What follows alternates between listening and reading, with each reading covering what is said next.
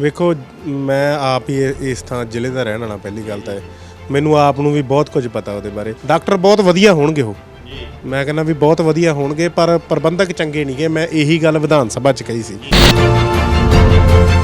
ਮੈਂ ਰਾਜਾ ਵੜਿੰਗ ਜੀ ਨੂੰ ਤੁਹਾਡੇ ਜਰੀਏ ਸੁਨੇਹਾ ਦਿੰਦਾ, ਸਾਡੇ ਟਰਾਂਸਪੋਰਟ ਮੰਤਰੀ ਰਹੇ ਆ ਪੁਰਾਣੇ, ਵੀ ਇੱਕ ਵਾਰੀ ਵੀਸੀ ਸਾਹਿਬ ਦਾ ਤੁਸੀਂ ਦਰਦ ਤਾਂ ਬੜਾ ਵਧੀਆ ਤਰੀਕੇ ਨਾਲ ਸੁਣਿਆ ਤੇ ਦੇਖਿਆ, ਇੱਥੇ ਮੈਡੀਕਲ 'ਚ ਆ ਕੇ ਇੱਕ ਵਾਰੀ ਗੇੜਾ ਮਾਰੋ। ਉਹਨਾਂ ਦੀ ਜੇ ਮੰਨਦੇ ਆ ਰਾਜਾ ਜੀ ਵੀ ਉਹਨਾਂ ਦੀ ਬੇਇੱਜ਼ਤੀ ਹੋ ਗਈ ਜਾਂ ਇਹ ਹੋ ਗਿਆ, ਜਿਹੜੇ ਲੱਖਾਂ ਲੋਕ ਉੱਥੇ ਇਲਾਜ ਕਰਾ ਕੇ ਗਏ ਆ, ਜਿਹੜੇ ਉਹ ਗੱਦਿਆਂ ਦੇ ਪੈ ਕੇ ਇਲਾਜ ਕਰਾ ਕੇ ਲਗਾਏ, ਉਹਨਾਂ ਦੀ ਤਾਂ ਫਿਰ ਰੋਜ਼ ਹੀ ਬੇਇੱਜ਼ਤੀ ਹੁੰਦੀ ਆ। ਜਦੋਂ ਕੋਈ ਇਹਨਾਂ ਦਾ ਹੀ ਮੰਤਰੀ ਗੱਲ ਕਰਦਾ ਸੀਗਾ ਵੀਸੀ ਦੇ ਉਲਟ, ਉਦੋਂ ਵੀ ਇਹ ਕੋਈ ਨਹੀਂ ਬੋਲਿਆ। ਤੇ ਅੱਜ ਜੇ ਸਿਹਤ ਮੰਤਰੀ ਸਾਹਿਬ ਸਿਹਤ ਦੇ ਬੁਨਿਆਦ ਨੂੰ, ਢਾਂਚੇ ਨੂੰ, ਪੰਜਾਬ ਦੇ ਨੂੰ ਸਹੀ ਕਰਨਾ ਚਾਹੁੰਦੇ ਆ, ਤਾਂ ਉਹਨਾਂ ਨੂੰ ਸਾਰੇ 12ਵੀਂ ਪਾਸ ਦੱਸੀ ਜਾਂਦੇ ਆ। ਹੁਣ ਜੇ ਮੰਨ ਲਓ ਵੀਸੀ ਸਾਹਿਬ ਮੇਰੇ ਤੋਂ ਬਹੁਤ ਜ਼ਿਆਦਾ ਪੜ੍ਹੇ ਹੋਏ ਆ, ਤਾਂ ਕੀ ਮੈਂ ਉਹਨਾਂ ਨੂੰ ਸਵਾਲ ਨਹੀਂ ਕਰ ਸਕਦਾ? ਉਹ ਕਹਿੰਦੇ ਵੀ ਜੇ ਇਹ ਤਾਂ ਕੁਛ ਇਹ ਭਾਲਦੇ ਆ ਵੀ ਕੁਛ ਨਵਾਂ ਕਰੀਏ ਤੇ ਉਹਦੇ ਨਾਲ ਸਾਡੀ ਗੱਲਬਾਤ ਹੋਵੇ, ਮਸ਼ਹੂਰੀ ਹੋਵੇ। ਤੇ ਮੈਂ ਉਹਨਾਂ ਨੂੰ ਇਹ ਕਹਿਣਾ ਚਾਹੁੰਦਾ ਵੀ ਤੁਸੀਂ ਇਹਨਾਂ ਦੀ ਮਸ਼ਹੂਰੀ 'ਚੋਂ ਹੀ ਮਸ਼ਹੂਰੀ ਭਾਲਦੇ ਰਹਿੰਦੇ ਆ, ਵੀ ਗੱਲ ਕੀ ਕਰੀਏ ਅਸੀਂ। ਫਾਇਦਾ ਨਹੀਂ ਰਾਜਾ ਜੀ, ਤੁਸੀਂ ਮਿਨਿਸਟਰ ਰਹੇ ਹੋ, ਪ੍ਰਧਾਨ ਵੀ ਆਪਦੀ ਪਾਰਟੀ ਦੇ, ਇਹ ਗੱਲਾਂ ਨਾਲ ਕੋਈ ਤੰਤ ਨਹੀਂ ਗਾ। ਜੇ ਸਿਆਸਤ ਕਰਨੀ ਵੀ ਆਪਦੀ ਤਾਂ ਚੰਗੇ ਮੁੱਦਿਆਂ 'ਤੇ ਕਰੋ, ਚੰਗੇ ਲੋਕ ਹਿੱਤ ਦੇ ਮੁੱਦਿਆਂ 'ਤੇ ਕਰੋ, ਐਵੇਂ ਦੂਜੇ ਨੂੰ ਭੰਡਣ ਵਾਸਤੇ ਸਿਆਸਤ ਨਾ ਕਰੋ। ਇਹ ਵੀ ਕਹਿੰਦੇ ਆ, ਹੁਣ ਇਹ ਵੀ ਚੱਲ ਰਿਹਾ ਵੀ ਭਗਵੰਤ ਸਿੰਘ ਮਾਨ ਵੀਸੀ ਸਾਹਿਬ ਦਾ ਬਿਆਨ ਹੈ ਕਿ ਇਹ ਚੀਜ਼ ਤੋਂ ਉਹਨਾਂ ਨੇ ਮਾਫੀ ਮੰਗੀ ਹੈ ਮੇਰੇ ਤੋਂ। ਇਹ ਵੀ ਚੱਲ ਰਿਹਾ ਕਿ ਜਲਦੀ ਮਨਾ ਲਿਆ ਜਾਵੇਗਾ ਵੀਸੀ ਨੂੰ। ਫਿਰ ਜਿਹੜਾ ਇੰਨਾ ਰੌਲਾ ਪਾਇਆ ਇਹਨਾਂ ਮੰਤਰੀ ਸਾਹਿਬ ਨੇ ਫਿਰ ਕੀਤਾ, ਇਹ ਵੀ ਲੱਗਦਾ ਵੀ ਜੇ ਸਰਕਾਰ ਬੈਕਫੁੱਟ 'ਤੇ ਜਾਂਦੀ ਹੈ ਤਾਂ ਫਿਰ ਉਸੇ ਹਾਲਤ ਦੇ ਵਿੱਚ ਹੀ ਆ ਜਾਵੇਗਾ ਮੈਡੀਕਲ। ਜਿਹੜਾ ਵੀ ਫੈਸਲਾ ਮਾਨ ਸਾਹਿਬ ਉਹ ਸੋਚ ਸਮਝ ਕੇ ਕਰਦੇ ਆ, ਮੈਨੂੰ ਪਤਾ ਉਹ ਵਧੀਆ ਕਰਨਗੇ ਜੋ ਵੀ ਫੈਸਲਾ ਕਰਨਗੇ। ਸਟਾਫ ਨੇ ਸਾਨੂੰ ਦੱਸਿਆ ਵੀ ਇੱਥੇ ਜਿਹੜੀਆਂ ਕਾਊਂਟਰ ਜਿੱਥੇ ਪਰਚੀ ਕਟਾਈ ਜਾਂਦੀ ਆ ਮਰੀਜ਼ਾਂ ਨੂੰ ਦਾਖਲੇ ਵਾਸਤੇ, ਵੀ ਉਹ ਇੱਕ ਹੀ ਵਿੰਡੋ ਖੁੱਲ੍ਹਦੀ ਆ। ਅੱਜ ਤੁਹਾਡੇ ਆਏ ਤੇ 4 ਖੁੱਲ੍ਹ ਗਈਆਂ। ਆਪਦੇ ਵੱਲੋਂ ਪੂਰੀ ਸਫਾਈ ਉੱਥੇ ਕੀਤੀ ਗਈ ਸੀ, ਚਿੱਟੀਆਂ ਚਾਦਰਾਂ ਵਿਛਾਈਆਂ ਗਈਆਂ ਸੀ, ਪਰ ਸਟਾਫ ਨੂੰ ਪਤਾ ਸੀਗਾ ਚੰਗੀ ਤਰ੍ਹਾਂ ਵੀ ਇੱਥੇ ਕੀ ਕੀ ਖਾਮੀਆਂ। ਉਹਨਾਂ ਨੇ ਚਾਦਰ ਚੱਕੀ ਤੇ ਥੱਲੇ ਗੱਦਾ ਜਿਹੜਾ ਸੀਗਾ ਉਹ ਮਤਲਬ ਜਾਨਵਰ ਦੇ ਪੈਣ ਦੇ ਲਾਇਕ ਵੀ ਹੈ ਨਹੀਂ ਸੀ। ਤਾਂ ਮੰਤਰੀ ਸਾਹਿਬ ਨੇ ਇਹੀ ਸੋਚਿਆ ਵੀ ਜਿਹੜੇ ਮਰੀਜ਼ ਆਉਂਦੇ ਆ ਜਾਂ ਲੋਕ ਆਉਂਦੇ ਆ ਇੱਥੇ, ਉਹ ਇਸ ਚੀਜ਼ 'ਤੇ ਕਿਵੇਂ ਪੈ ਸਕਦੇ ਆ। ਤਾਂ ਉਹਨਾਂ ਨੇ ਵੀਸੀ ਸਾਹਿਬ ਨੂੰ ਇਹੀ ਗੱਲ ਕਹੀ ਵੀ ਕੀ ਤੁਸੀਂ ਇਹਦੇ 'ਤੇ ਪੈ ਸਕਦੇ ਹੋ? ਜੇ ਪੈ ਸਕਦੇ ਹੋ ਤਾਂ ਪੈ ਕੇ ਦਿਖਾਓ। ਮੈਨੂੰ ਕੁਝ ਲੋਕਾਂ ਦੀ ਜਾਂ ਪੋਲੀਟੀਕਲ ਲੀਡਰਾਂ ਦੀ ਸਮਝ ਨਹੀਂ ਆਉਂਦੀ ਵੀ ਉਹਨਾਂ ਨੂੰ ਪੁੱਛਿਆ ਕਿਵੇਂ ਜਾਵੇ, ਕੌਣ ਕਿਹਨੂੰ ਪੁੱਛਿਆ ਜਾਵੇ, ਵੀ ਸਰਕਾਰ ਪੁੱਛੇ ਕਿਹਨੂੰ, ਵੀ ਇਹ ਪ੍ਰਬੰਧ ਕੌਣ ਕਰੂਗਾ। ਹਾਲਾਂਕਿ ਲੋਕ ਕਹੀ ਜਾਂਦੇ ਆ ਸਰਕਾਰ ਦਾ ਕੰਮ ਹੁੰਦਾ ਵੀ ਉਹਨਾਂ ਨੇ ਪੈਸੇ ਦੇਣੇ ਹੁੰਦੇ ਆ। ਇਹ ਜਿਹੜੀ ਸੰਸਥਾ ਖੁਦ ਮੁਖਤਿਆਰ ਆ, ਕਿਉਂਕਿ ਵੀਸੀ ਦੇ ਅੰਡਰ ਹੀ ਆਉਂਦਾ ਉਹ ਸਾਰਾ ਕੁਝ। ਇਹਨਾਂ ਕੋਲੇ ਆਪਦੇ ਫੰਡਸ ਵੀ ਹੁੰਦੇ ਆ। ਜਦੋਂ ਤੋਂ ਫਰੀਦਕੋਟ ਮੈਡੀਕਲ ਦੇ ਵਿੱਚ ਮੰਤਰੀ ਸਾਹਿਬ ਗਏ, ਮੰਤਰੀ ਸਾਹਿਬ ਦੇ ਜਾਣ ਤੋਂ ਬਾਅਦ ਵੀਸੀ ਸਾਹਿਬ ਦੀ ਵੀਡੀਓ ਸਾਹਮਣੇ ਆਈ ਤਾਂ ਸਿਆਸਤ ਗਰਮਾ ਗਈ। ਵਿਰੋਧੀ ਧਿਰਾਂ ਮੰਤਰੀ ਸਾਹਿਬ ਨੂੰ ਘੇਰਨ ਲੱਗ ਗਈਆਂ ਕਿ ਤੁਹਾਡੀ ਵਜ੍ਹਾ ਦੇ ਨਾਲ ਇੱਕ ਵੀਸੀ ਦੀ ਬੇਇੱਜ਼ਤੀ ਹੋਈ, ਵੀਸੀ ਸਾਹਿਬ ਨੂੰ ਅਸਤੀਫਾ ਦੇਣਾ ਪਿਆ, ਹੁਣ ਤੁਸੀਂ ਇਸ ਚੀਜ਼ 'ਤੇ ਮਾਫੀ ਮੰਗੋ ਤੇ ਆਪਣਾ ਅਸਤੀਫਾ ਦਿਓ। ਲਗਾਤਾਰ ਹੁਣ ਇਹ ਮਾਮਲਾ ਗਰਮਾਇਆ ਹੋਇਆ, ਪੰਜਾਬ ਦੀ ਸਿਆਸਤ ਗਰਮ ਹੋਈ ਹੈ। ਇਸ ਵੀਸੀ ਸਾਹਿਬ ਦੇ ਖਿਲਾਫ ਵਿਧਾਨ ਸਭਾ 'ਚ ਪਹਿਲਾਂ ਵੀ ਇੱਕ ਵਿਧਾਇਕ ਬੋਲਿਆ ਜੈਤੋ ਦੇ, ਜੋ ਉਸ ਦਿਨ ਵੀ ਮੰਤਰੀ ਸਾਹਿਬ ਦੇ ਨਾਲ ਮੌਜੂਦ ਸੀ। ਵਿਧਾਇਕ ਮੁਲਕ ਸਿੰਘ ਨੇ ਇਸ ਵੀਸੀ ਸਾਹਿਬ ਦਾ ਮੁੱਦਾ ਉਠਾਇਆ ਸੀ। ਉਹਨਾਂ ਤੋਂ ਜਾਣਕਾਰੀ ਲਵਾਂਗੇ ਕਿ ਪਹਿਲਾਂ ਵੀ ਕਿਉਂ ਮੁੱਦਾ ਉਠਾਇਆ ਗਿਆ ਤੇ ਉਸ ਦਿਨ ਕੀ ਸਭ ਕੁਝ ਵਾਪਰਿਆ। ਐਮਐਲਏ ਸਾਹਿਬ ਸਤਿ ਸ਼੍ਰੀ ਅਕਾਲ। ਸਤਿ ਸ਼੍ਰੀ ਅਕਾਲ ਜੀ। ਐਮਐਲਏ ਸਾਹਿਬ, ਤੁਸੀਂ ਇਹਨਾਂ ਦਾ ਮੁੱਦਾ ਪਹਿਲਾਂ ਇੱਕ ਵਿਧਾਨ ਸਭਾ ਸੈਸ਼ਨ ਪਿਛਲੇ ਜਿਹੜਾ ਚੱਲਿਆ ਉਸ ਦੌਰਾਨ ਉਠਾਇਆ ਸੀ। ਕੀ ਸਾਹਮਣੇ ਆਈ ਤੁਹਾਡੀ ਗੱਲ, ਲੋਕਾਂ ਤੋਂ ਕੀ ਪਰੇਸ਼ਾਨੀਆਂ ਸਾਹਮਣੇ ਆਈਆਂ? ਵੇਖੋ ਮੈਂ ਆਪ ਹੀ ਇਸ ਥਾਂ ਜ਼ਿਲ੍ਹੇ ਦਾ ਰਹਿਣ ਵਾਲਾ। ਪਹਿਲੀ ਗੱਲ ਤਾਂ ਮੈਨੂੰ ਆਪ ਨੂੰ ਵੀ ਬਹੁਤ ਕੁਝ ਪਤਾ ਉਹਦੇ ਬਾਰੇ, ਪਰ ਸਾਡੇ ਕੋਲੇ ਜਿਹੜਾ ਮੈਡੀਕਲ ਦਾ ਸਟਾਫ ਸੀਗਾ, ਜਿਹੜੇ ਦੂਰ ਦਰਾਡੇ ਲੋਕ ਆਉਂਦੇ ਸੀਗੇ, ਸਾਡੇ ਆਪਦੇ ਹਲਕੇ ਦੇ ਵੀ ਲੋਕ, ਵੀ ਜਦੋਂ ਵੀ ਉੱਥੇ ਜਾਂਦੇ ਸੀ, ਪਹਿਲੀ ਗੱਲ ਤਾਂ ਇਹ ਆ ਵੀ ਉੱਥੇ ਕਿਸੇ ਨੂੰ ਦਾਖਲ ਹੀ ਨਹੀਂ ਕਰਦੇ ਸੀਗੇ ਟਾਈਮ ਨਾਲ। ਕਹਿੰਦੇ ਸੀਗੇ ਜਗ੍ਹਾ ਹੈ ਨਹੀਂ। ਇੱਕ ਦਿਨ ਤਾਂ ਮਤਲਬ ਆਏ ਹੋਇਆ, ਇੱਕ ਵੀਡੀਓ ਭੇਜੀ ਗਈ ਮੈਨੂੰ ਜਿਹਦੇ ਵਿੱਚ ਨਵ ਜੰਮਿਆ ਬੱਚਾ ਜਿਹੜਾ ਕੁਝ ਕੁ ਘੰਟਿਆਂ ਦਾ, ਉਹ ਥੱਲੇ ਫਰਸ਼ 'ਤੇ ਪਿਆ ਆਪਦੀ ਮਾਂ ਦੇ ਨਾਲ, ਜਦੋਂ ਕਿ ਉੱਥੇ ਇਹੋ ਜਿਹੇ ਪੁਖਤਾ ਪ੍ਰਬੰਧ ਹੈਗੇ ਆ ਵੀ ਉਹਨਾਂ ਨੂੰ ਸਹੀ ਤਰੀਕੇ ਨਾਲ ਟਰੀਟ ਕੀਤਾ ਜਾ ਸਕਦਾ। ਫਿਰ ਉਹਨਾਂ ਨੇ ਮੈਨੂੰ ਸਾਰਾ ਜਿਹੜਾ ਬਾਇਓਡਾਟਾ ਸੀ ਵੀਸੀ ਸਾਹਿਬ ਦਾ, ਜੋ ਵੀ, ਕਿਉਂਕਿ ਲੰਮੇ ਸਮੇਂ ਤੋਂ ਅਸੀਂ ਵੀ ਸੰਘਰਸ਼ ਕਰਦੇ ਹੁੰਦੇ ਹਾਂ, ਸਾਡੇ ਜ਼ਿਲ੍ਹੇ ਦੀਆਂ ਸਮਾਜ ਸੇਵੀ ਸੰਸਥਾਵਾਂ ਉਹ ਵੀ ਸੰਘਰਸ਼ ਕਰਦੀਆਂ ਹੁੰਦੀਆਂ ਇਸੇ ਵੀਸੀ ਦੇ ਵਿਰੁੱਧ। ਸੋ ਪਿਛਲੀ ਵਾਰੀ ਵੀ ਜਦੋਂ ਸਰਕਾਰ ਹੈ ਨਹੀਂ ਸੀਗੀ ਉਦੋਂ ਵੀ ਸੰਘਰਸ਼ ਕੀਤਾ ਸੀ ਤੇ ਪਰਚੇ ਵੀ ਹੋਏ ਸੀਗੇ ਉਦੋਂ। ਸੋ ਇਸ ਕਰਕੇ ਮੈਂ ਵਿਧਾਨ ਸਭਾ 'ਚ ਇਹ ਮੁੱਦਾ ਚੁੱਕਿਆ ਸੀਗਾ ਵੀ ਹੋ ਸਕਦਾ, ਮੈਂ ਇਹ ਨਹੀਂ ਕਹਿੰਦਾ ਗਾ ਵੀ ਡਾਕਟਰ ਸਾਹਿਬ ਮਾੜੇ ਨੇ, ਡਾਕਟਰ ਬਹੁਤ ਵਧੀਆ ਹੋਣਗੇ, ਉਹ ਮੈਂ ਕਹਿੰਦਾ ਵੀ ਬਹੁਤ ਵਧੀਆ ਹੋਣਗੇ, ਪਰ ਪ੍ਰਬੰਧਕ ਚੰਗੇ ਨਹੀਂ ਗੇ। ਮੈਂ ਇਹੀ ਗੱਲ ਵਿਧਾਨ ਸਭਾ 'ਚ ਕਹੀ ਸੀ। ਸੋ ਅੱਜ ਇਸੇ ਕਰਕੇ ਉਦੋਂ ਜਦੋਂ ਮੰਤਰੀ ਸਾਹਿਬ ਆਏ ਤੇ ਮੈਂ ਉਹਨਾਂ ਨੂੰ ਬਣੇ ਆ, ਉਦੋਂ ਹੀ ਮੈਂ ਉਹਨਾਂ ਨੂੰ ਬੇਨਤੀ ਕੀਤੀ ਸੀ ਵੀ ਕਿਰਪਾ ਕਰਕੇ ਇੱਕ ਵਾਰੀ ਮੈਡੀਕਲ ਕਾਲਜ ਜਿਹੜਾ ਫਰੀਦਕੋਟ ਆ ਉੱਥੇ ਵਿਜ਼ਿਟ ਕਰਕੇ ਦੇਖੋ, ਲੋਕਾਂ ਦੀਆਂ ਸਮੱਸਿਆਵਾਂ ਸੁਣੋ। ਸੋ ਉਸੇ ਤਹਿਤ ਉਹ ਆਏ ਸੀਗੇ ਉੱਥੇ। ਸੋ ਉਹਨਾਂ ਨੇ ਸਾਰਾ ਜਾਇਜ਼ਾ ਲਿਆ, ਵੇਖਿਆ ਉੱਥੇ ਵੀ ਕਿਹੜੇ ਕਿਹੜੇ ਪ੍ਰਬੰਧ ਹੈਗੇ ਆ, ਕਿਹੜੇ ਕਿਹੜੇ ਨਹੀਂ ਹੈਗੇ। ਉਸੇ ਦੌਰਾਨ ਜਦੋਂ ਅਸੀਂ ਦੇਖ ਰਹੇ ਸੀਗੇ ਤੇ ਸਟਾਫ ਨੇ ਸਾਨੂੰ ਦੱਸਿਆ ਵੀ ਇੱਥੇ ਜਿਹੜੀਆਂ ਕਾਊਂਟਰ ਜਿੱਥੇ ਪਰਚੀ ਕਟਾਈ ਜਾਂਦੀ ਆ ਮਰੀਜ਼ਾਂ ਨੂੰ ਦਾਖਲੇ ਵਾਸਤੇ, ਵੀ ਉਹ ਇੱਕ ਹੀ ਵਿੰਡੋ ਖੁੱਲ੍ਹਦੀ ਆ, ਅੱਜ ਤੁਹਾਡੇ ਆਏ ਤੇ 4 ਖੁੱਲ੍ਹ ਗਈਆਂ। ਉੱਥੇ ਹੀ ਸਾਨੂੰ ਸਟਾਫ ਨੇ ਦੱਸਿਆ ਵੀ ਇੱਧਰਲੇ ਪਾਸੇ ਇੱਕ ਚਮੜੀ ਵਾਰਡ ਹੈਗਾ ਤੇ ਉਹ ਤੁਸੀਂ ਖੁਲਾ ਕੇ ਦੇਖੋ ਇੱਕ ਵਾਰੀ। ਮਤਲਬ ਸਾਡੇ ਆਉਣ ਤੋਂ ਪਹਿਲਾਂ ਉਹ ਬੰਦ ਕਰ ਦਿੱਤਾ ਗਿਆ ਸੀ, ਲੌਕ ਕਰ ਦਿੱਤਾ ਗਿਆ ਸੀ ਤੇ ਮੰਤਰੀ ਸਾਹਿਬ ਨੇ ਉਹ ਖੁਲਾਇਆ, ਵੇਖਿਆ ਤੇ ਅਸੀਂ ਅੰਦਰ ਜਦੋਂ ਵੜੇ ਤੇ ਆਪਦੇ ਵੱਲੋਂ ਪੂਰੀ ਸਫਾਈ ਉੱਥੇ ਕੀਤੀ ਗਈ ਸੀ, ਚਿੱਟੀਆਂ ਚਾਦਰਾਂ ਵਿਛਾਈਆਂ ਗਈਆਂ ਸੀ, ਪਰ ਸਟਾਫ ਨੂੰ ਪਤਾ ਸੀਗਾ ਚੰਗੀ ਤਰ੍ਹਾਂ ਵੀ ਇੱਥੇ ਕੀ ਕੀ ਖਾਮੀਆਂ।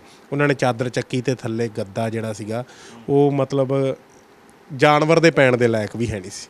ਜੇ ਆਪਾਂ ਘਰੇ ਕੋਈ ਜਾਨਵਰ ਰੱਖਦੇ ਉਹਨੂੰ ਵੀ ਸਾਫ਼ ਸੁਥਰੀ ਥਾਂ ਤੇ ਪਾਉਣ ਦੀ ਕੋਸ਼ਿਸ਼ ਕਰਦੇ ਆ। ਤਾਂ ਮੰਤਰੀ ਸਾਹਿਬ ਨੇ ਇਹੀ ਸੋਚਿਆ ਵੀ ਜਿਹੜੇ ਮਰੀਜ਼ ਆਉਂਦੇ ਆ ਜਾਂ ਲੋਕ ਆਉਂਦੇ ਆ ਇੱਥੇ, ਉਹ ਇਸ ਚੀਜ਼ 'ਤੇ ਕਿਵੇਂ ਪੈ ਸਕਦੇ ਆ। ਤਾਂ ਉਹਨਾਂ ਨੇ ਵੀਸੀ ਸਾਹਿਬ ਨੂੰ ਇਹੀ ਗੱਲ ਕਹੀ ਵੀ ਕੀ ਤੁਸੀਂ ਇਹਦੇ 'ਤੇ ਪੈ ਸਕਦੇ ਹੋ, ਜੇ ਪੈ ਸਕਦੇ ਹੋ ਤਾਂ ਪੈ ਕੇ ਦਿਖਾਓ। ਤਾਂ ਵੀਸੀ ਸਾਹਿਬ ਉੱਥੇ ਪੈ ਕੇ ਦਿਖਾਏ। ਉਦੋਂ ਵੀ ਉਹਨਾਂ ਨੇ ਸਰ ਕਹਿ ਕੇ ਉਹਨਾਂ ਨੂੰ ਗੱਲ ਕੀਤੀ।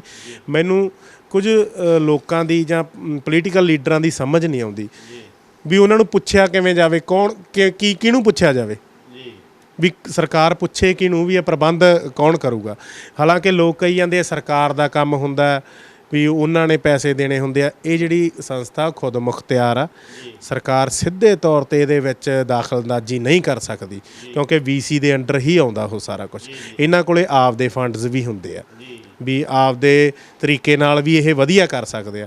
ਸੋ ਬਹੁਤ ਹੀ ਮਾੜੇ ਹਾਲਾਤ ਸੀਗੇ ਉੱਥੇ, ਜਾਲੇ ਲੱਗੇ ਹੋਏ ਆ, ਉੱਲੀ ਲੱਗੀ ਹੋਈ ਆ ਬਾਰੀਆਂ ਨੂੰ, ਟੁੱਟੀਆਂ ਪਈਆਂ ਕੰਧਾਂ, ਆਪਰੇਸ਼ਨ ਥੀਏਟਰਾਂ ਦੇ ਵਿੱਚ ਏਸੀ ਹੈ ਨਹੀਂ। ਸੋ ਇਹ ਪ੍ਰਬੰਧਾਂ ਨੂੰ ਵੇਖ ਕੇ ਜਿਹੜੇ ਸਾਡੇ ਮੰਤਰੀ ਸਾਹਿਬ ਨੂੰ ਬਹੁਤ ਦੁੱਖ ਲੱਗਿਆ।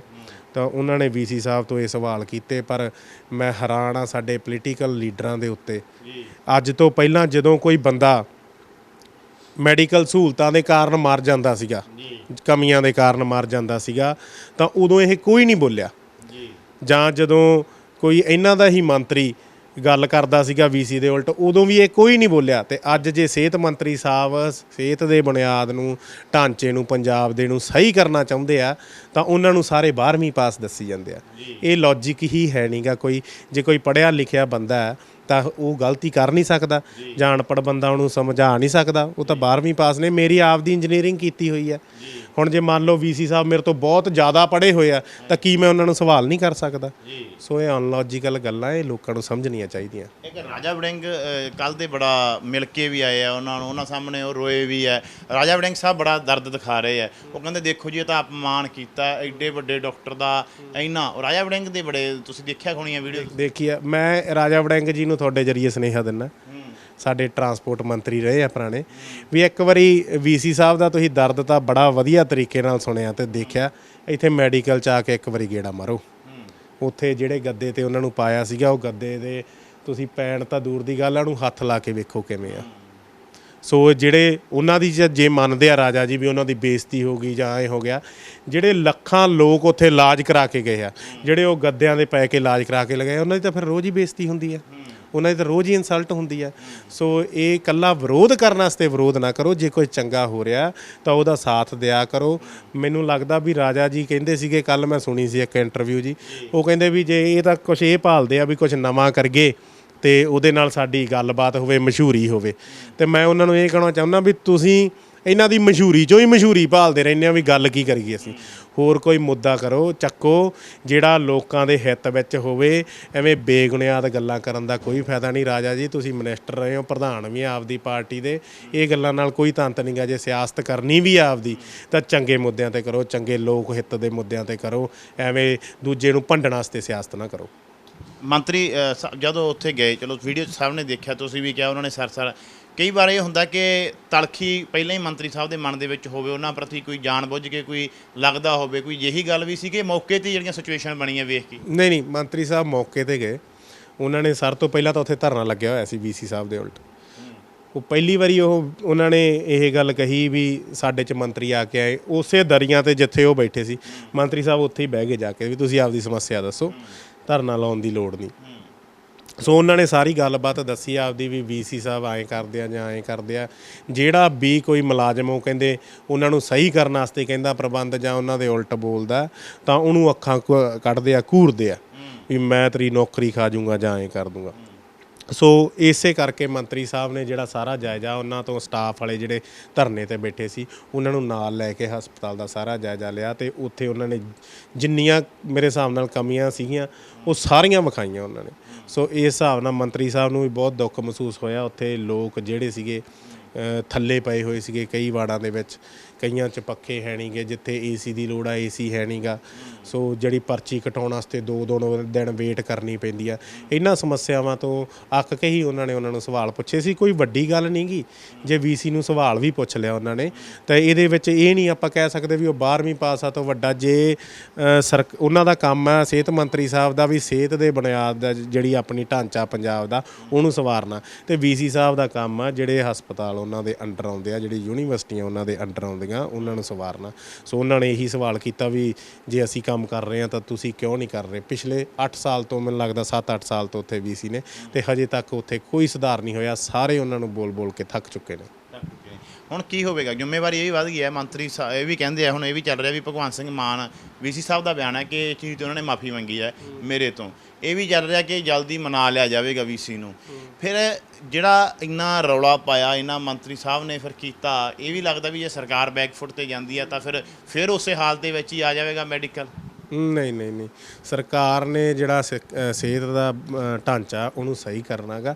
ਸੋ ਬੈਕਫੁੱਟ 'ਤੇ ਆਉਣ ਦੀ ਗੱਲ ਨਹੀਂ ਗੀ। ਇਸ ਮਸਲੇ ਨੂੰ ਮਾਨ ਸਾਹਿਬ ਸਾਡੇ ਬਹੁਤ ਹੀ ਵਧੀਆ ਤਰੀਕੇ ਨਾਲ ਨਜਿੱਠਣਗੇ। ਸੋ ਸਾਡੀ ਪਾਰਟੀ ਦਾ ਹੀ ਮੇਨ ਮੁੱਦੇ ਆ ਇਹ ਸਿਹਤ ਅਤੇ ਸਿੱਖਿਆ। ਸੋ ਇਹਦੇ ਵੱਲ ਬਹੁਤ ਹੀ ਗੰਭੀਰਤਾ ਨਾਲ ਵਿਚਾਰ ਕਰਨਗੇ। ਬਾਕੀ ਜਿਹੜਾ ਵੀ ਫੈਸਲਾ ਮਾਨ ਸਾਹਿਬ ਉਹ ਸੋਚ ਸਮਝ ਕੇ ਕਰਦੇ ਆ, ਮੈਨੂੰ ਪਤਾ ਉਹ ਵਧੀਆ ਕਰਨਗੇ ਜੋ ਵੀ ਫੈਸਲਾ ਕਰਨਗੇ। ਬਹੁਤ ਬਹੁਤ ਧੰਨਵਾਦ ਜੀ ਸਮਾਂ ਦੇਣ ਲਈ। ਧੰਨਵਾਦ। ਤਾਂ ਗੱਲਬਾਤ ਕੀਤੀ ਐਮਐਲਏ ਮੁਲਕ ਸਿੰਘ ਸਾਡੇ ਨਾਲ ਸਨ। ਉਹਨਾਂ ਦਾ ਕਹਿਣਾ ਹੈ ਕਿ ਕੋਈ ਅਜਿਹੀ ਗੱਲ ਨਹੀਂ ਵਾਪਰੀ, ਉੱਥੇ ਸਿਰਫ ਉਹਨਾਂ ਨੂੰ ਕਿਹਾ ਗਿਆ ਅਤੇ ਇਹ ਕਹਿਣਾ ਸਵਾਲ ਕਰਨਾ ਜਾਂ ਪੁੱਛਣਾ ਇਹ ਨਹੀਂ ਕਿਹਾ ਜਾ ਸਕਦਾ ਕਿ ਕੋਈ 12 ਪੜ੍ਹਿਆ ਬੰਦਾ ਪੜ੍ਹੇ ਲਿਖੇ ਬੰਦੇ ਨੂੰ ਸਵਾਲ ਨਹੀਂ ਕਰ ਸਕਦਾ।